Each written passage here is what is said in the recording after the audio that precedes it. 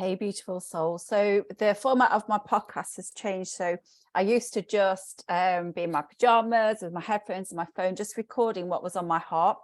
And I've switched to audio because it just I switched to video because it just feels more connective.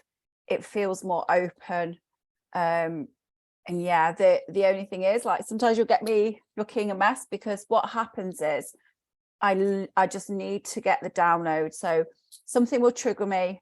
I'll get the spark of inspiration and I want to talk. So what I'm going to be talking about, explained a bit, is changing.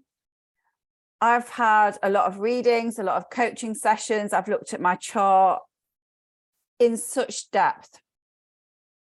And it's challenging for me to grow into this space. But if I don't grow in this space, I'm not aligning with my true energy.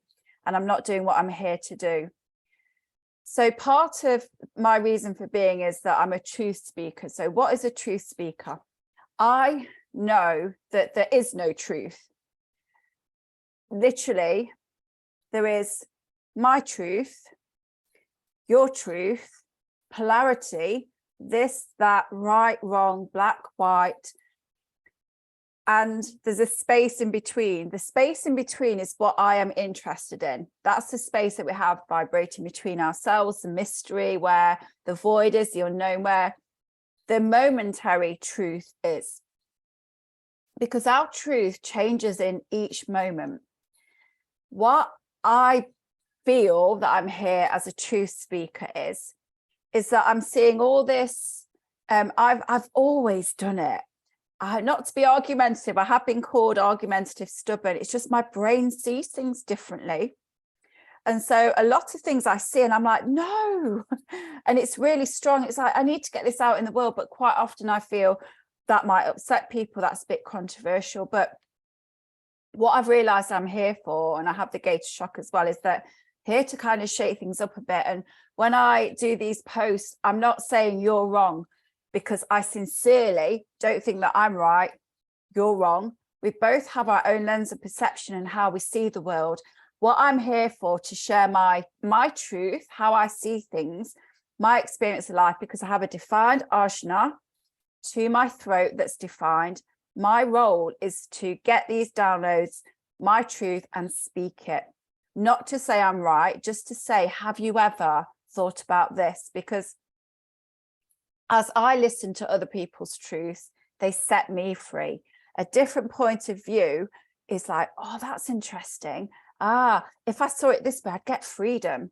So I've been in my head since I've had breast cancer, really, looking at things and saying to myself, is that true? Is that true? Is that restricting you? Is it opening you up? Where's the truth? And so I'm sharing this with you. And that's why I wrote my book, Overwhelmed and Other Words You Give Your Power Away To. I'll put the link in the bio. And so I've got this radar that sees the world overwhelmed everywhere. My book talks about the use of this and how it takes our power away. But I wanted to share my thoughts as I saw a post this morning. So I saw a post that said, are you overwhelmed by all the choices out there? So immediately my brain's going, the word overwhelmed has been said. And I sat I sat down and I said, is this something that it's right for me to speak? And the answer was unequivocally, that was a big word for this morning, yes. So because I've literally rewired my brain for my own sanity, healing and freedom. And what I mean by that is it's all the limits that bind me. So all the conditioning, all the things that I've told myself, all my not enoughness that stop me doing things, I've literally gone and unwound them, looked at them, awareness, is this true? Is it true? What's that stopping me doing? What do I want to move towards? So this is my work. And I think this needs to be said, because sometimes when you get triggered by something, when someone says something like, oh, and you might feel resentment towards me, or bitterness or anger or any of those sorts of emotions, or it's quite often because your mind is holding your soul back. And it's something that is good to sit down, let the emotion, feel the emotion, because our emotions really indicate where our truth is, our individual truth is for us in that moment or in that period of our life, and then we can go and look at it. So what I see is, are you overwhelmed by all the choices out there? Now, I know human design, I know there's different ways that we can all see, and if you ever want to read, I'll put the link below. So I know that we're all different. However, it's important I share my truth. So this is how I see it. So when I see that, I see giving a power away, or sort of rubber stamping people giving their power away. So when I see that, what I see is, how I would reframe it is, do you believe that you can't be trusted to make aligned decisions for yourself? Do you believe that you don't know your own truth? Do you believe that if you take a step where your heart wants to take you, you'll fail or be judged? Do you trust yourself to make choices? And this makes me really sad, because our life is a series of choices. Every choice you make affects your path. It affects where you're going. And so I think it's super, super important to trust, to love ourselves and to trust ourselves. And I know that isn't easy, because we have had our power programmed out of us from society, from others, from this innate lack of self-worth, which is within most of us. And it's a growing into that. It's a returning back to that childlike trust and joy, and just finding your way through life in flow. I've been teaching the reiki recently, which I love doing, and there's the principles in there. And it's the reiki story is that the founder of reiki, Dr. Uzui, used to be in the beggars quarters in Kyoto in Japan, and he was doing healing there on people. So people felt better. Oh gosh, feel amazing, left. But they came back because the old patterns came back. And the reason being that the energy, the healing had moved the energy temporarily. But if you place yourself in the same situation, you're going to get the same mind, body, illness, disease connection. And so he stopped and he paused and he was like, they're not taking responsibility for their own healing. So he created a set of Reiki principles, and a lot of them start: just for today, I will let go of anger. Just for today, I will let go of worrying. And there's quite a few more. But that just for today, I will, that is giving it to you. So we know if we keep choosing to be angry, or if we keep choosing to not look at our anger, then it really affects our energetic system, the energetic flow, and it will affect how you show up in this world. So last night I was talking about the concept of anger, that it's an emotion. It's not you. It's an emotion that you're feeling in that moment. So shine the light of awareness on it. Be like, I'm fuming. I'm raging right now. Why? And the why is quite often one of your soul's boundaries has been triggered.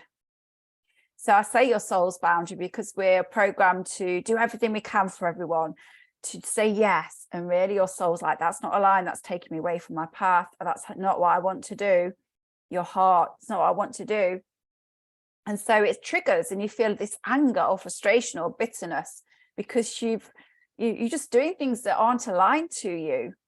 And so every choice, we can choose to be angry, we can choose to keep going angry. But at the base of this, what Dr. Uzui found, that it was easier for people to not take responsibility of their lives. Easier in terms of being in victimhood mode, which I know well, I've been there and I talk about this in my book, but being in victim mode is quite often easier. It might be more painful. You might be completely stuck. You might feel very limited. You might feel frustrated and angry because you're not moving into your future version of yourself. But it's certainly easier, because when we start to do the work, it's uncomfortable. Moving into our future self is uncomfortable. It triggers all the things we have in our mind. Who am I? Who do I think I am to say this podcast, to write a book, to do this, to do that? I'm going to get judged. I'm going to get bashed down. It's easier for me to stay small in a little ball. And that's why I do this work. And that's why I wrote my book, and that's why I do my coaching in human design and yoga and all these things, to help us come to our center, to be in the moment and make aligned choices for us, to take our power back. And everything in my business, I was reflecting, is for this. Like even my essential oil business is to take the toxins out of our bodies. I want vitality. I want to be so vital that it shines out of me and I can do anything that I want to do, anything that my soul has agreed to come here for. I've had such ill health in the past. It isn't fun. You go into victim mode and you can't do what you're here to do. So I choose to take radical responsibility of myself. I choose not to be overwhelmed and give my power to make decisions away from. And the beautiful thing about human design is you can get to learn how to make your best decisions. It's called your authority, inner or outer authority. And I love that. That's really helped me. I'm an emotional authority, but I'm not trying not to talk too much about human design in every podcast. So it is easier to just give our power away. And really underneath it, I do believe is a lack of trust, because we haven't exercised that muscle.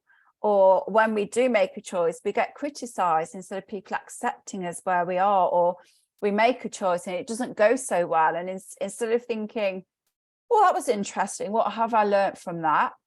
It's, oh, I failed. I can't make choices.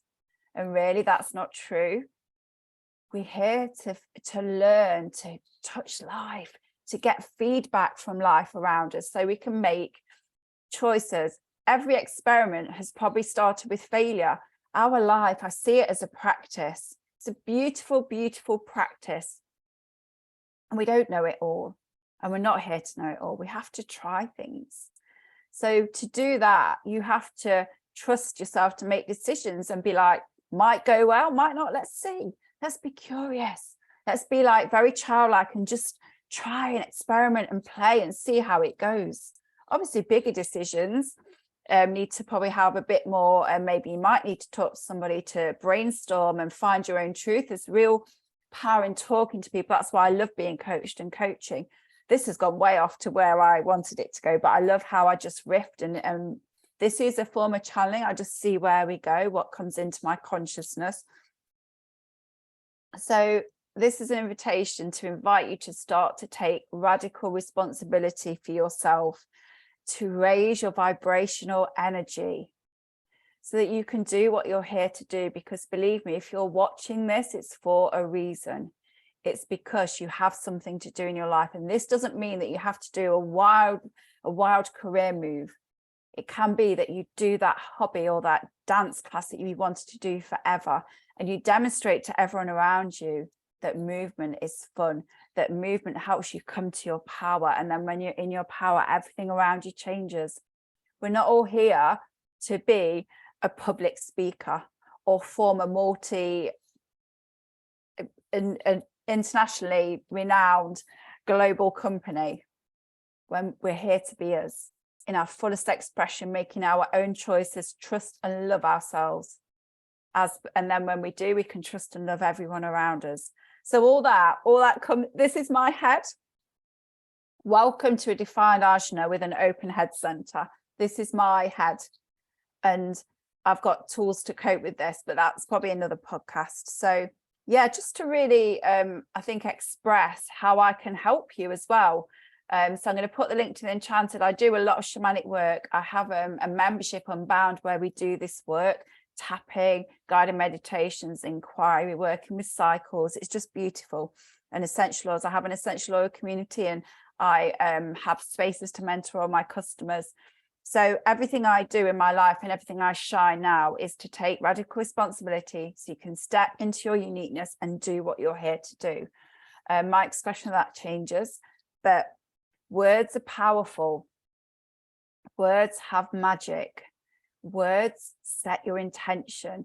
The words you use tell your brain how you're feeling, what to look at, how expansive life can be, how limited life can be. And that's why, the words that we choose are so powerful. And that's why I wrote my book. So I'm going to put the link below to have a look at my book, because I keep realizing that I don't talk about it enough. because I still have some fear around it. I still have some fear around, what's people going to think? They won't like me and all these things. And it's like, no, own this connection, ajna to throat. I'm here because the way I see the world is very, very unique. Trust me. And so is yours. But one of my roles is to talk it out into the world, whether that's written word, abstract art, or a book or poetry. It's there. So yeah, that was all from. So to recap, are you overwhelmed by all the choices out there? Why aren't you trusting yourself to make aligned choices and to play and to get feedback on life so that you know where your truth is? Happy sacral there for all you human design people out there. Sending love. Please like, subscribe, tell people about this if you found this interesting, because I know that I would have loved to have heard this at one stage in my life earlier than I found it myself. All right, sending love to you. Bye.